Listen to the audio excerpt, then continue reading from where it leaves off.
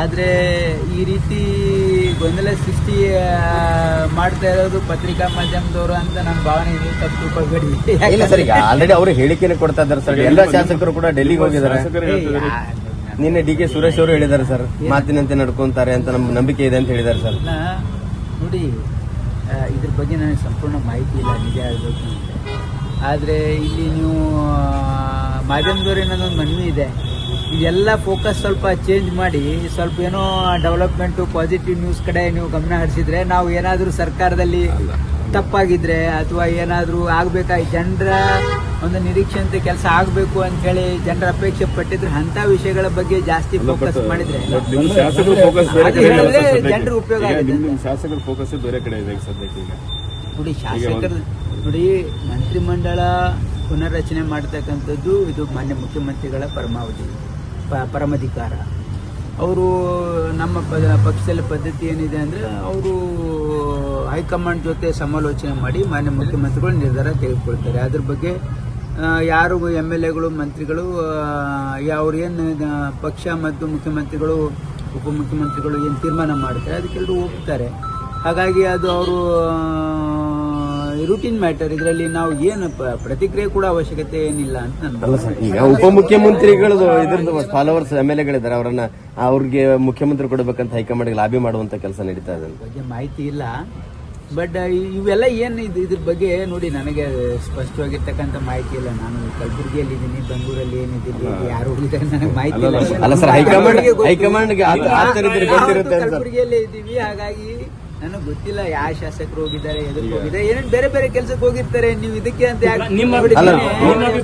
ಬದಲಾವಣೆ ಆಗ್ಬೇಕಾ? ಈಗ ನನ್ನ ಅಭಿಪ್ರಾಯ ನೋಡಿ, ನಾವು ಯಾವುದೇ ಅಭಿಪ್ರಾಯ ಕೊಡ್ತಕ್ಕಂಥದ್ದು ನಮ್ಮ ಕೆಲಸ ಅಲ್ಲ. ಇದು ತೀರ್ಮಾನಗಳು ಮಾಡ್ತಕ್ಕಂಥದ್ದು ಪಕ್ಷದ ಹೈಕಮಾಂಡ್ ಮಟ್ಟದಲ್ಲಿ ಮತ್ತು ನಮ್ಮ ಮುಖ್ಯಮಂತ್ರಿಗಳು ಉಪಮುಖ್ಯಮಂತ್ರಿಗಳು ಅವ್ರು ಏನೇ ತೀರ್ಮಾನ ಮಾಡೋದಿದ್ರೆ ಅವರೆಲ್ಲ ಕುಳಿತು ಸಮಾಲೋಚನೆ ಮಾಡಿ ಅವರು ತೀರ್ಮಾನ ಮಾಡ್ತಾರೆ ವಿನಃ ನಮ್ಮ ಅಭಿಪ್ರಾಯ ಅಥವಾ ನಾವೇನ್ ಹೇಳ್ತೀವಿ ಅಂತ ಹೇಳೋದು ನೀವು ಕೇಳೋದು ಸಮಂಜಸ ಅಲ್ಲ, ನಾವು ಅದು ಹೇಳೋದು ಸಮಂಜಸ ಅಲ್ಲ ಸರ್. ಹೈಕಮಾಂಡ್ ತಮಗೆ ನಮ್ಮ ಭಾಗದ ಇರೋದನ್ನ ಆತ್ಮೀಯ ಇದ್ದಾರೆ ಸರ್. ಹೈಕಮಾಂಡ್ ಮಟ್ಟದಲ್ಲಿ ಏನೇನು ನಡೀತದೆ ಅನ್ನೋದು ತಮಗೂ ಕೂಡ ಒಂಚೂರು ಮಾಹಿತಿ ಇರುತ್ತೆ. ನನಗೆ ನಾವು ನಮಗೇನು ಕೆಲಸ ಕೊಟ್ಟಿರ್ತಾರೆ ಅಷ್ಟು ಕೆಲಸ ಮಾತ್ರ ಮಾಡ್ತಿದ್ದೆ. ನಮಗೆ ಕೊಡದೇ ಇರೋ ಕೆಲಸದಲ್ಲಿ ನಾವು ಅವ್ರಿಗೆ ನೀವೇನು ಮಾಡ್ತಾ ಇದ್ದೀರಾ ಅಂತ ಕೇಳೋದು ನನ್ನ ಸ್ವಭಾವ ಅಲ್ಲ.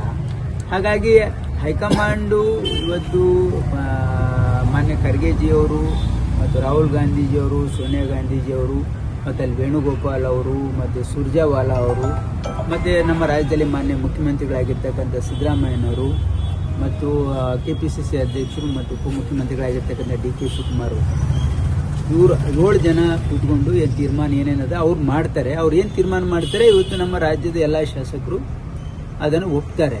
ಇದು ನಮ್ಮ ಪಕ್ಷದಲ್ಲಿ ಇರ್ತಕ್ಕಂಥ ಒಂದು ಪದ್ಧತಿ. ಹಾಗಾಗಿ ಏನಂದ್ರೆ ಅದು ಹಾಗಾಗ್ಬೋದು ಹೀಗಾಗ್ಬೋದು ಅಂತ ದಿನ ಮುಂಜಾನೆ ಸಾಯಂಕಾಲ ತನಕ ನ್ಯೂಸ್ ಓಡಿಸ್ತಾ ಇದ್ದೀವಿ.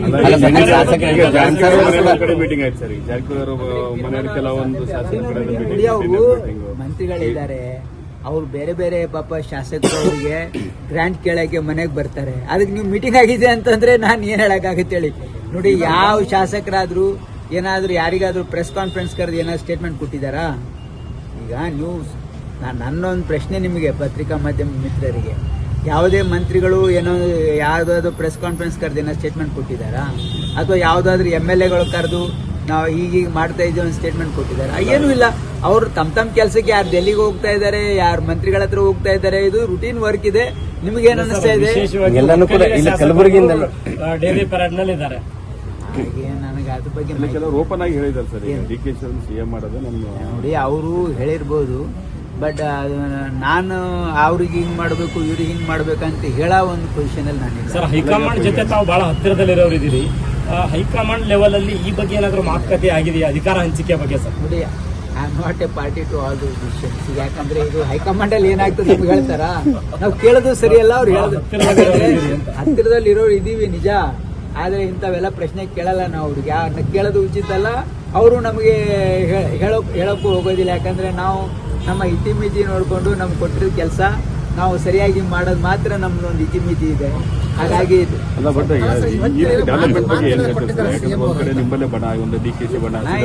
ನೋಡಿ, ರಾಜಕೀಯ ಒಂದು ವ್ಯವಸ್ಥೆಯಲ್ಲಿ ಕೆಲವು ಜನ ಮಂತ್ರಿ ರೀಶಫಲ್ ಆಗಬೇಕಾದ್ರೆ ಮಂತ್ರಿಗಳಾಗಬೇಕು ಅಂತ ಅಪೇಕ್ಷೆ ಪಡ್ತಾರೆ, ತಪ್ಪೇನಿಲ್ಲ. ಅವರು ರೀಶಫಲ್ ಆಗಬೇಕು ಅಂತ ಸಂದರ್ಭದಲ್ಲಿ ಅವರು ಹೋಗಿ ರಿಕ್ವೆಸ್ಟ್ ಮಾಡ್ತಾರೆ, ಅವರು ನಾಯಕರ ಹತ್ರ ಹೋಗ್ತಾರೆ, ಕೇಳೋದ್ರಲ್ಲಿ ತಪ್ಪೇನಿಲ್ಲ. ಅದೇ ಹೋಗಿದ್ರು ಸಚಿವ ಸಂಪುಟದಲ್ಲಿ ಸೇರ್ಪಡೆ ಆಗಕ್ಕೋಸ್ಕರ ಹೋಗಿದ್ದಾರೆ ಹೊರತು ನಾಯಕತ್ವ ಬದಲಾವಣೆ ಅಲ್ಲ. ಅದು ನನ್ನ ಬಗ್ಗೆ ಅಲ್ಲ, don't put words in my mouth. ನನಗೆ ಇದ್ರ ಬಗ್ಗೆ ಮಾಹಿತಿನೇ ಇಲ್ಲ, ಚೇಂಜಸ್ ಏನು ಇಲ್ಲ ಅದು ನನಗೆ ಐಡಿಯಾ ಇಲ್ಲ. ಓಕೆ